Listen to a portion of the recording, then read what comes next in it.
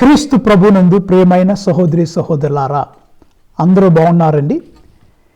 ఈనాటి దివ్య పఠనాలన్నీ, వాక్య పఠనాలన్నీ మనకి రెండవ రాకడ గురించి బోధిస్తూ ఉన్నాయి. The second coming of Christ, ప్రభు యొక్క రెండవ రాకడ గురించి ఈనాటి వాక్యం మనకు బోధిస్తుంది. కాబట్టి ఒక చిన్న పాటతో మరి ఈనాటి వాక్య పరిచర్యని ప్రారంభించుకుందాం.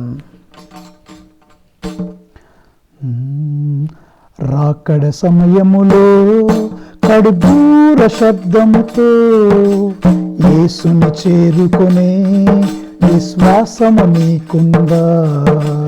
రాకడ సమయములో కడుబూర శబ్దముతో యేసుని చేరుకునే విశ్వాసము నీకుందా? విశ్వాసము నీకుందా?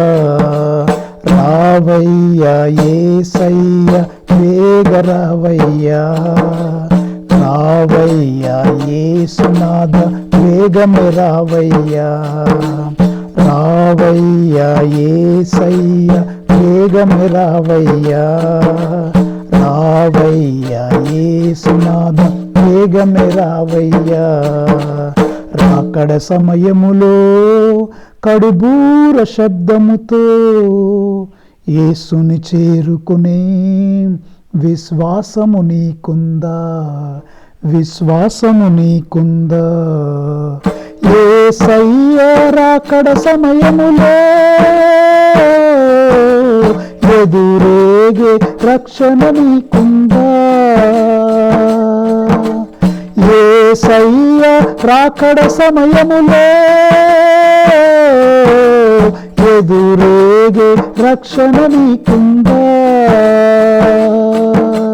లోకాశలపై విజయము నీకుందా? లోకాశలపై విజయము నీకుందా? రావయ్యా యేసయ్య వేగ రావయ్యా, రావయ్యా యేసునాథ వేగమే రావయ్యా, రావయ్యా యేసయ్య వేగ రావయ్యా, రావయ్యా యేసునాథ వేగమే రావయ్యా. రాకడ సమయములో కడుబూర శబ్దముతో, రాకడ సమయములో కడుబూర శబ్దముతో యేసుని చేరుకునే విశ్వాసము నీకుందా? విశ్వాసము నీకుందా? ఇంపైన ధూపవేదికగా ఏకాంత ప్రార్థన నీకుందా? ఇంపైన ధూపవేదికగా ఏకాంత ప్రార్థన నీకుందా? యేసునాథునితో సహవాసము నీకుందా? యేసునాథునితో సహవాసము నీకుందా? రావయ్యా యేసయ్య వేగ రావయ్యా, రావయ్యా యేసునాథ వేగమే రావయ్యా, రావయ్యా యేసయ్య వేగ రావయ్యా, రావయ్యా యేసునాథ వేగమే రావయ్యా. రాకడ సమయములో కడుబూర శబ్దముతో, రాకడ సమయములో కడుబూర శబ్దముతో యేసుని చేరుకునే విశ్వాసము నీకుందా? విశ్వాసము నీకుందా? అన్నిటి కన్నా నిన్నగా కన్నీటి ప్రార్థన నీకుందా? అన్నిటి కన్నా మిన్నగా కన్నీటి ప్రార్థన నీకుందా? ఆత్మల కొరకైనా భారము నీకుందా? ఆత్మల కొరకైనా భారము నీకుందా రావయ్యా యేసయ్యా వేగమే రావయ్యా రావయ్యా యేసునాథ వేగమే రావయ్యా రావయ్యా యేసయ్యా వేగ రావయ్యా రావయ్యా యేసునాథ వేగమే రావయ్యా రాకడ సమయములో కడుబూర శబ్దముతో రాకడ సమయములో కడుబూర శబ్దముతో యేసుని చేరుకునే విశ్వాసం నీకుందా విశ్వాసం నీకుందా. ప్రైజ్ ద లార్డ్, హల్లెలూయా. రాకడ సమయంలో యేసయ్యను చేరుకునే విశ్వాసం నీకుందా? ప్రభునందు ప్రియ సహోదరులారా, ఈనాటి సువిశేషములో క్రీస్తు ప్రభు రెండవ రాకడ గురించి మనందరికీ హెచ్చరిస్తూ ఉన్నారు. మార్కు శుభవార్త 13వ అధ్యాయము 24వ వచనము నుండి మన వాక్యం పరిశీలించినట్లయితే అక్కడ ప్రభువు సెలవిస్తున్నారు, ఆ రోజులందు ఆ మహా విపత్తు గతించిన వెంటనే సూర్యుడు అంధకార బంధురగును, సూర్యుడు అంధకార బంధురుడగును, చంద్రుడు కాంతిహీనుడవును, అంతరిక్షము నుండి నక్షత్రములు రాలును, అంతరిక్ష శక్తులు కంపించును. అప్పుడు మనుష్య కుమారుడు మహాశక్తితో మహిమతో మేఘారూపుడై వచ్చుటను జనులెల్లరూ చూతురు. ప్రైజ్ ద లార్డ్, హల్లెలూయా. ప్రియులారా, రెండవ రాకడ ఎలా రాబోతుందంటే చూస్తున్నాము. ఆ సమయంలో ఎలా ఉంటుంది? సూర్యుడు అంధకార బంధురుడవుతాడు, సూర్యుడు అంతా చీకటితో నిండిపోతాడు, చంద్రుడు కాంతిహీనుడవుపోతాడు, ఆకాశము నుండి నక్షత్రాలు భూమిపై రాలిపోతూ ఉంటాయి, అంతరిక్ష శక్తులు కంపించును. ఆ సమయంలో యేసయ్య ఇదిగో మేఘారూపుడై వస్తాడు. Hallelujah, praise the Lord. The second coming of the Lord is going to be like that. సూర్యుడు చీకటి పడిపోతాడు, చంద్రుడు కాంతిని కోల్పోతాడు, అంతరిక్షం నుండి నక్షత్రాలు రాలతాయి, అంతరిక్ష శక్తులు కంపిస్తాయి. చూస్తారు ప్రియులారా, ఇదంతా చాలా భయంకరంగా ఉంది, ఆందోళనకరమైన పరిస్థితిలాగా మనకు కంటికి కనిపిస్తూ ఉంది. తర్వాత అక్కడ ప్రభు వాక్యంలో చెప్తున్నాడు, అప్పుడు ఏం జరుగుతుంది? ప్రభు మేఘారూపుడే వచ్చినప్పుడు ఏం జరుగుతుందంటే 27వ వచనం, మార్కు శుభవార్త 13వ అధ్యాయము 27వ వచనం మనం చూస్తాం. అప్పుడు ఆయన దూతలను పంపి భూలోకము మొదలుకొని ఆకాశము వరకు నలుదిశల నుండి తాను ఎన్నుకొనిన వారిని ప్రోగు చేయించును. Praise the Lord. ప్రభు తాను ఎన్నుకున్న వారిని ప్రోగు చేస్తారంటే అక్కడ మనకు ఉపమానంలో ప్రభు చెప్పారు, జాలరివాడు చేపలు పట్టేవాడు వల వేసినప్పుడు వలలో పడిన చేపలను వేరు చేస్తారంట. చనిపోయిన చేపలను ఒక పక్కన, బ్రతుకున్న చేపలను మరో పక్కన పెడతారు, వేరు చేస్తారు. మనుష్య కుమారుడు ఏ విధంగా అయితే మేకలను గొర్రెలను వేరు చేసినట్లుగా ఇక్కడ కూడా ప్రియులారా ఇక్కడ ఏం జరుగుతుంది? పోగు చేస్తున్నారు. మంచోళ్ళను ఒక పక్కన పోగు చేస్తున్నారు, దేవుడి చేత ఎన్నుకోబడిన బిడ్డల్ని అందరినీ ఓ పక్కన పోగు చేస్తూ ఉన్నారు, పోగు చేస్తున్నారు ప్రియులారా. తర్వాత ప్రభు చెప్తున్నారు జనాలకి ఒక అంజూరపు చెట్టు గురించి చెప్పి, అంజూరపు చెట్టుకి రెమ్మలు లేతగా ఉన్నప్పుడు వసంతకాలం వస్తుందని మీరు ఎలా గుర్తిస్తారో, ఈ యొక్క ఆకాశములో ఇవన్నీ సంభవించినప్పుడు, సూర్యుడు చీకటబడినప్పుడు, చంద్రుడు కాంతిని కోల్పోయినప్పుడు, ఆకాశము నుండి నక్షత్రాలు కురిసినప్పుడు మీరు కూడా ప్రభు రాకడ సమీపించిందని గుర్తుంచుకోవాలి ప్రియులారా. మన జ్ఞానము కలిగి దాన్ని గుర్తించాలి. తర్వాత వాక్యంలో ఒక ప్రశ్న అడుగుతున్నారు, మరి లోకాంత్యం ఎప్పుడు జరుగుతుంది అంటే అది ఎవరికి తెలియదు.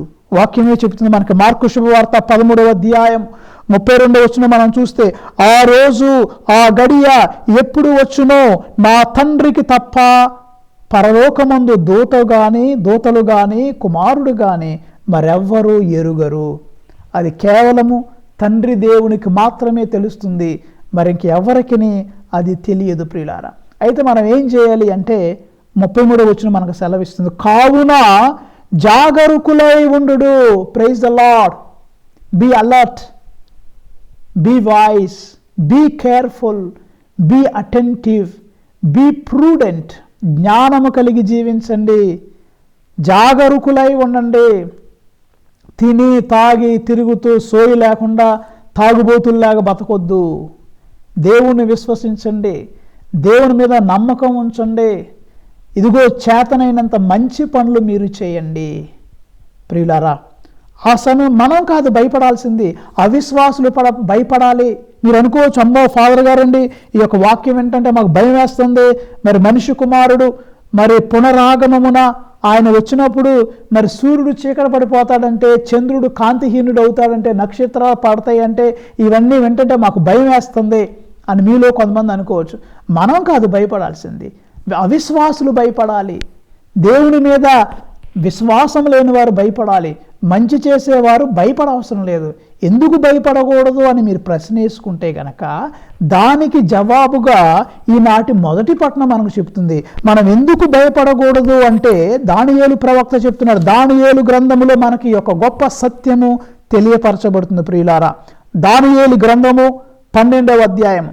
విశ్వాసులు ఎందుకు భయపడకూడదు, దాన ధర్మాలు చేసేవారు ఎందుకు భయపడకూడదు, నీతివంతంగా జీవించేవారు ఎందుకు భయపడకూడదు అంటే దేవుడు మన కొరకు ఒక గొప్ప అద్భుతం చేయబోతున్నారు. అక్కడ ఏంటి ఆ అద్భుతం అని మనం ఆలోచన చేస్తే ప్రియులారా, చెప్పినట్లుగా దానియేలు గ్రంథము 12వ అధ్యాయము 1వ వచనం నుంచి మన వాక్యమును పరిశీలించినట్లయితే, ఆ కాలమున మీ జాతిని కాపాడు మహాదూత మికాయేలు ప్రత్యక్షమగును. ప్రైజ్ ద లార్డ్, హల్లెలూయా. మన ఒంటరి వాళ్ళం కాము. ఆ విపత్తు జరిగినప్పుడు, కష్టకాలం వచ్చినప్పుడు, మనం ఆపదలో ఉన్నప్పుడు, మనకు దిక్కులేని పరిస్థితి కలిగినప్పుడు దేవుడు మనల్ని ఒంటరిగా వదిలిపెట్టరు. ప్రియులారా, మనందరికీ ప్రభు వాక్యంలో సెలవిచ్చారు. యోహాను శుభవార్త 14వ అధ్యాయము 18వ వచనం మనం గమనించినట్లయితే, నేను మిమ్ము అనాథలుగా వదిలిపెట్టను అని ప్రభువు సెలవిచ్చి ఉన్నారు. ప్రియులారా, దేవుడు ఏ సమయంలో ఏ పరిస్థితిలో కూడా మనల్ని ఒంటరిగా వదిలిపెట్టడు.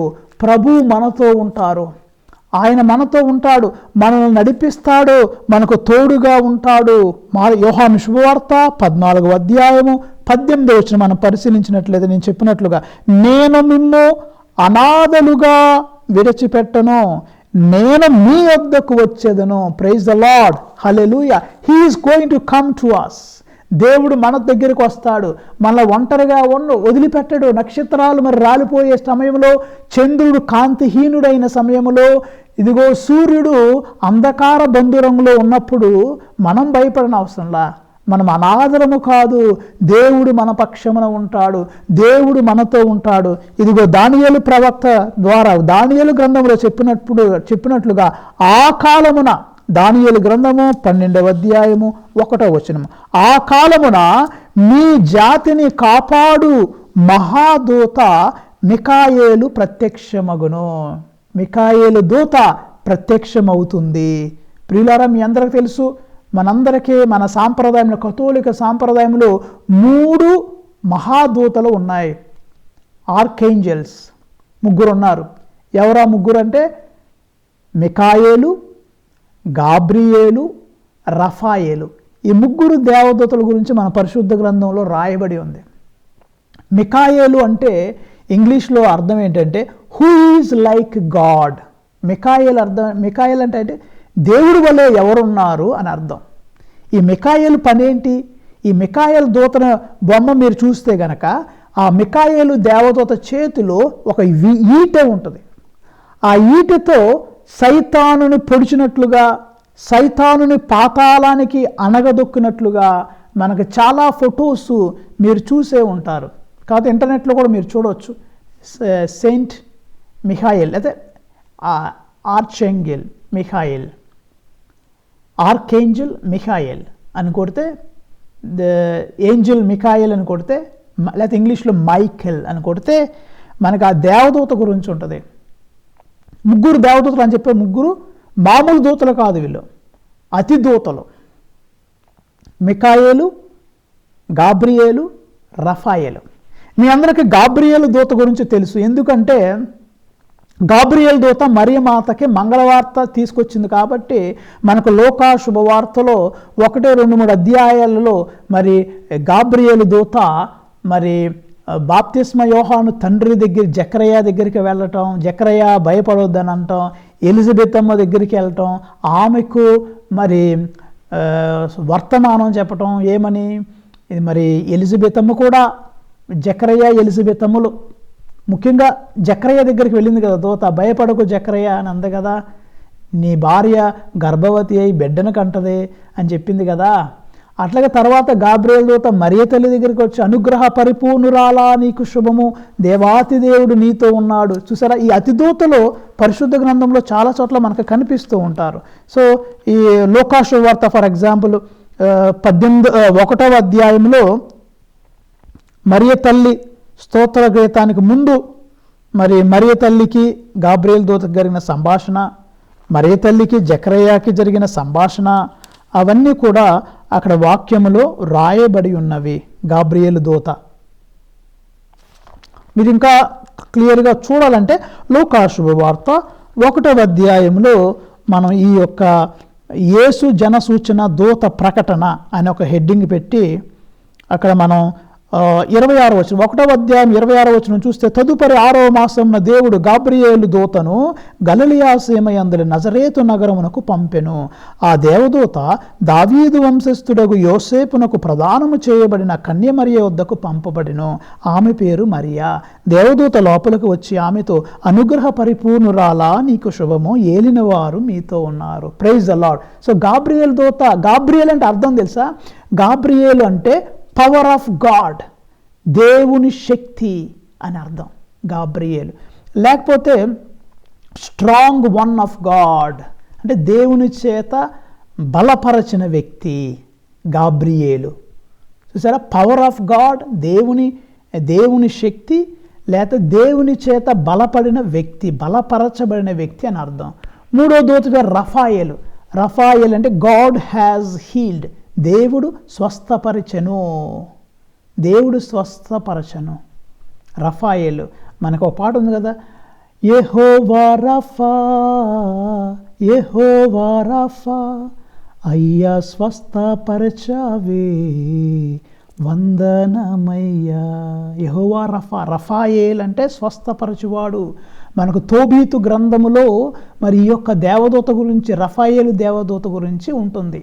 సో ఈ 3 దూతలు, మికాయేలేమో ఇదిగో మికాయేలు దూత పని ఏంటంటే సైతాను నుండి మనల్ని రక్షించటం, సైతాను తంత్రోపాయాల నుండి మనం కాపాడటం. ఇదిగో దేవుని బిడ్డలకు ఎప్పుడూ రక్షణ, అంగరక్షకుడు, మన బాడీ గార్డ్ ఎవరంటే మికాయేలు దూత, ఎప్పుడు మనల్ని కాపాడుతూ ఉంటుంది, సైతానుని అణగదొక్కుతూ ఉంటుంది. కాబట్టి ఇక్కడ దానియేలు గ్రంథంలో మనం చూసింది ఏంటంటే అక్కడ వాక్యంలో మనం వింటున్నాం, మనందరినీ కాపాడటానికై మహాదూత, అతిదూత మికాయేలు ప్రత్యక్షమవును. అప్పుడు విపత్కాలము ప్రాప్తించును. జాతులు పుట్టినప్పటి నుండి అంతటి విపత్తు ఎన్నడూ సంభవింపలేదు. అంటే 2వ రాకడ సమయంలో ఎలా జరగబోతుంది. ఆ కాలము సమీపించినప్పుడు మీ జాతిలో దేవుని జీవ గ్రంథమున తమ పేర్లు రాయబడిన వారు జీవింతురు. ప్రైజ్ ద లార్డ్, హల్లెలూయా. ఎవరి పేర్లైతే జీవ గ్రంథములో రాయబడి ఉన్నవో వారు రక్షింపబడతారు. మరి దుష్టులు, దుర్మార్గుల పరిస్థితి ఏంటి? అన్యాయాలు, అక్రమాలు చేసిన పరిస్థితి ఏంటి? మరి రౌడీలుగా జీవించిన వారు పరిస్థితి ఏంటి? దేవుని ఆజ్ఞలు మీరిన వారి పరిస్థితి ఏంటంటే ప్రియులరా, వారి పని దారుణంగా ఉంటుంది. ఇక్కడ ఏం చెప్తున్నారు? ఆ కాలము సమీపించినప్పుడు, ఏ కాలము? విపత్తు కాలము సమీపించినప్పుడు మీ జాతిలో దేవుని జీవ గ్రంథమున తమ పేర్లు రాయబడిన వారు జీవింతురు. హల్లెలూయా. ప్రభు యొక్క జీవ గ్రంథములో రాయబడిన వారు మాత్రమే జీవిస్తారు. అప్పటికే చనిపోయి మట్టిలో నిద్రించు వారిలో చాలామంది సజీవులవుతారు. ఒకవేళ అప్పటికి ప్రభు రావడానికి కొంచెం లేట్ అయి అప్పటి వరకు చనిపోయిన ఉన్నారు కదా, వారి సమాధులు కూడా తెరవబడతాయి. వారిలో చాలామంది సజీవులవుతారు. అయితే ఇక్కడ ఏంటి చూడండి, తీర్పు. వారిలో కొందరు నిత్య జీవం పొందుదురు, కొందరు శాశ్వత అవమానమునకు గురియగుదురు. అంటే రెండు, ఒకళ్ళేమో దీవెనలు పొందుతారు, జీవగ్రంథంలో పేర్లు రాయబడతాయి. రెండవది శాశ్వత అవమానమునకు కొంతమంది గురవుతారు. ఈ వాక్యాన్ని వింటున్న ప్రభునందు ప్రియులారా, మీరు ఏ పక్కకు వెళ్తారు? ప్రభు రాకడ వస్తే మీరు ఎలా ఉంటారు? రాకడ సమయంలో మీరు యేసయ్యని చెంతకు వెళ్ళే విశ్వాసం మీకుందా? అటువంటి నైతిక జీవితాన్ని మీరు జీవించి ఉన్నారా? కష్టాల్లో ఉన్నవారిని మీరు కాపాడారా? ఆపదలో ఉన్నవారిని ఆదుకున్నారా? యేసయ్య దగ్గరికి వచ్చినప్పుడు కడబూర ధ్వనితో ఆయన వచ్చినప్పుడు, మేఘారూపుడై వచ్చినప్పుడు, మరి అలా నక్షత్రాలు భూమిపై రాలిపోయే సమయంలో, చంద్రుడు కాంతిహీనుడయ్యే సమయంలో, ఇదిగో సూర్యుడు తన అంధకార బంధుడైన సమయంలో బూరాధ్వనితో, లేకపోతే ఆ మేఘ రూపంలో ప్రభు వచ్చినప్పుడు మనం ఏమవుతాం? మనం గనక మంచి జీవితాన్ని జీవించి, జాగరూకులై జీవించి, విశ్వాసపరంగా మనం జీవిస్తే జీవగ్రంథంలో మన పేర్లు రాయబడతాయి, మనం శాశ్వతంగా జీవిస్తాం. కానీ మన జీవితంలో మనం విచ్చలవిడిగా జీవించినప్పుడు, ఇదిగో దేవునికి అయిష్టులై జీవించినప్పుడు, దేవుని యొక్క ఆజ్ఞలను పాటింపనప్పుడు మన జీవితాలు చాలా దుర్భరంగా ఉంటాయి. మనం శాశ్వత అవమానమునకు గురి అవుతాం అని దేవుని ఒక వాక్యం మనకు సెలవిస్తుంది ప్రియులారా. అయితే ప్రియులారా, మిఖాయేలు దూత వస్తాడు, నీ కోసం వస్తాడు. నువ్వు ఆపదలో ఉన్నప్పుడు దేవుడు మిఖాయేలు దూతను పంపిస్తాడు. సైతాను యొక్క తంత్రోపాయాలను నిన్ను కాపాడతాడు, నిన్ను రక్షిస్తాడు. అయితే ప్రియులారా, ఈ యొక్క రాకడ సమయం గురించి ధ్యానించే సమయంలో నాకు ఇష్టమైన బైబిల్ గ్రంథంలో మరొక గ్రంథం ఏంటంటే మలాకీ గ్రంథం. మలాకీ గ్రంథం 4వ అధ్యాయం మనం చూసినట్లయితే అక్కడ వాక్యంలో మనం వింటాం, సర్వశక్తిమంతుడైన ప్రభు ఇట్లనుచున్నాడు. ఏమంటున్నాడు ప్రభు? కొలిమి వలె మండు దినము రాబోవుచున్నది. Praise the lord. ఆ రోజు మనకి ఇప్పుడు చిన్నప్పుడు కొన్ని పాటలు వింటా ఉన్నాం, అదే అదే ఆ రోజు యేసయ్య ఉగ్రత రోజు. తలపాడ అదే అదే ఆ రోజు యేసయ్య ఉగ్రత రోజు అనే పాట.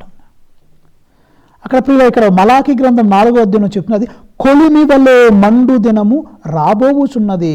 మలాకీ గ్రంథం 4వ అధ్యాయం 1వ వచనం, కొలిమి వలె మండు దినము రాబోవుచున్నది. ఆ రోజు గర్వాత్ములు దుష్టులు వాళ్ళ పరిస్థితి ఎలా ఉంటుంది? గడ్డి వలె కాలిపోవుదురు. Praise the lord. దుష్టులు, దుర్మార్గులు, గర్వం కలిగి జీవించిన వారు, అసూయ కలిగి జీవించినటువంటి వారు, వారి జీవితాలు ఎలా ఉంటాయి? వారు గడ్డి వలె కాలిపోవుదురు. వారిలో వేరైనను చిగురు అయినను లేకుండా పోవును. అసలు ఏ పుట్టుపూర్వత్వాలు ఏమీ లేకుండా తుడుచుకొని పోతారు. గర్వాత్ములు దుష్టులు గడ్డి వలె కాలిపోతారు. చిన్న పరక కూడా ఏమి ఉండకుండా కంప్లీట్గా నాశనం అయిపోద్ది. మరి మంచి వాళ్ళ పరిస్థితి ఏంటండి అంటే మలాకీ గ్రంథము 4వ అధ్యాయం 2వ వచనం, కానీ నా ఎడల భయభక్తులు చూపు మీపై నా రక్షణము సూర్యుని వలె ఉదయించును. Praise the lord. మరి అక్కడ సూర్యుడు, మన వాక్యంలో ఏమన్నాం, ప్రభు రాకడ సమయంలో మరి సూర్యుడు ఏమైపోతాడండి? అంధకార బంధురమైపోతాడు, చంద్రుడు కాంతిహీనుడైపోతాడు. కానీ దేవుని ఎడల భయభక్తులు కలిగిన వారిపై ప్రభు యొక్క రక్షణ సూర్యుని వలె అక్కడ ప్రసవిస్తుంది. ఏమంటారు చూడండి అక్కడ, కానీ నా ఎడల భయభక్తులు చూపే మీపై నా రక్షణము సూర్యుని వలె ఉదయిస్తుంది. సో ఈ మాట ఉదయిస్తుంది.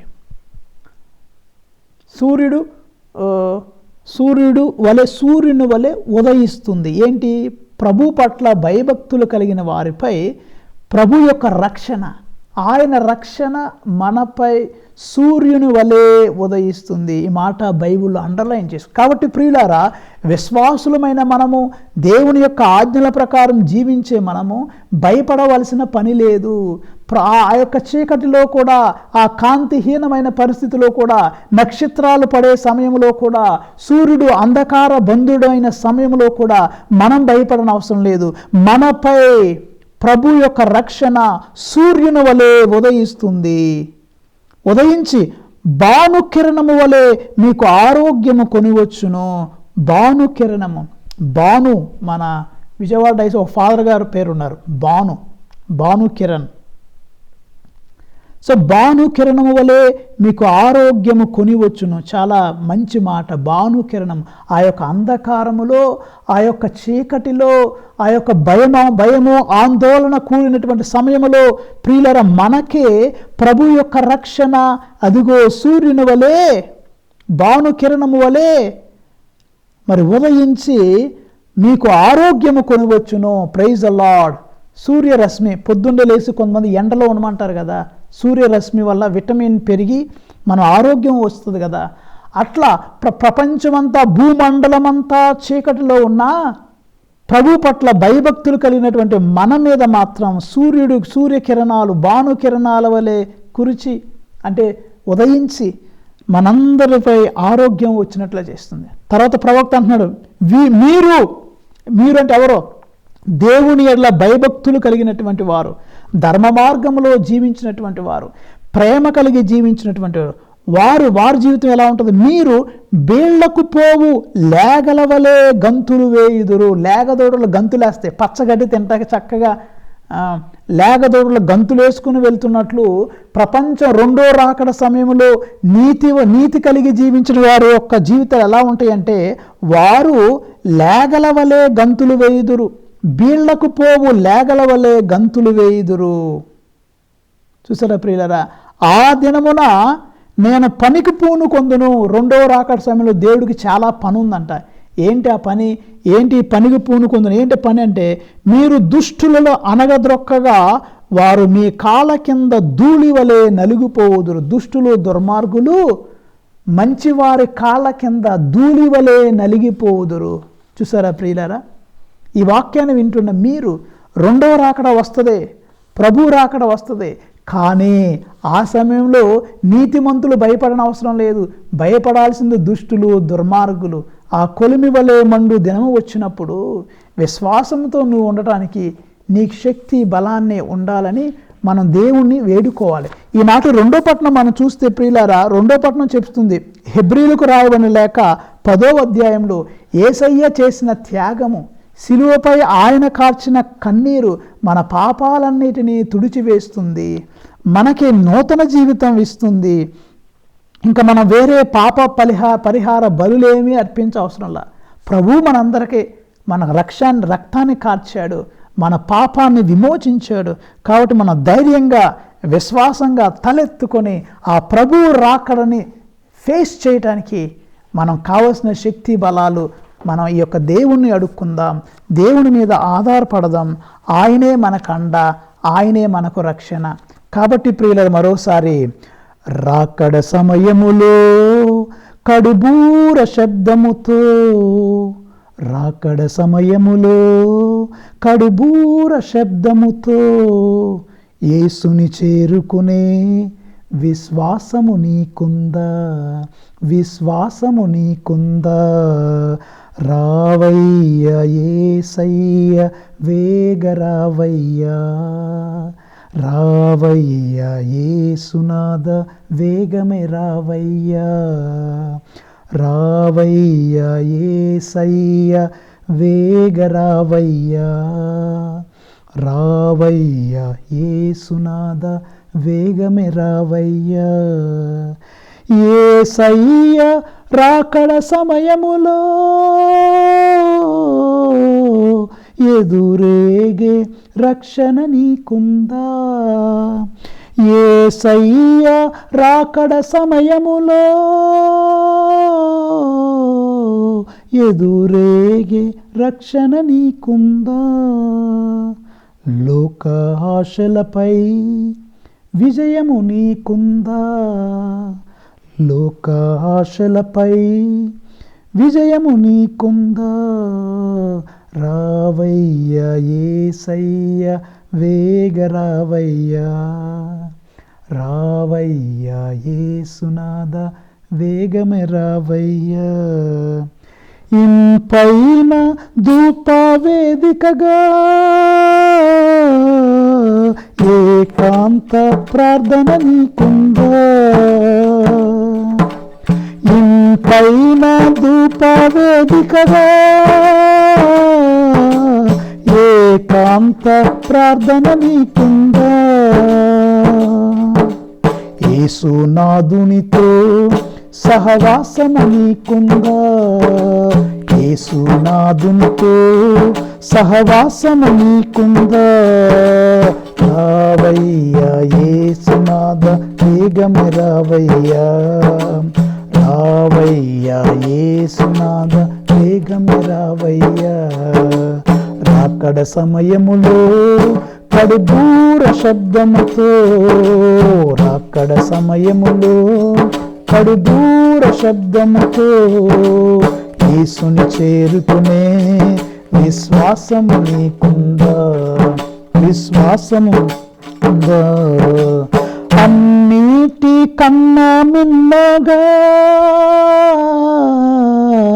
కన్నీటి ప్రార్థన నీకుందా, అన్నిటి కన్నా మిన్నగా కన్నీటి ప్రార్థన నీకుందా. ఆత్మల కొరకైనా భారము నీకుందా, ఆత్మల కొరకైనా భారము నీకుందా. రావయ్యా యేసయ్య వేగరావయ్యా, రావయ్యా యేసునాథ వేగమే రావయ్యా. రాకడ సమయములో కడుబూర శబ్దముతో, రాకడ సమయములో కడుబూర శబ్దముతో యేసుని చేరుకునే విశ్వాసము నీకుందా, విశ్వాసము నీకుందా, విశ్వాసము నీకుందా. Praise the Lord, hallelujah.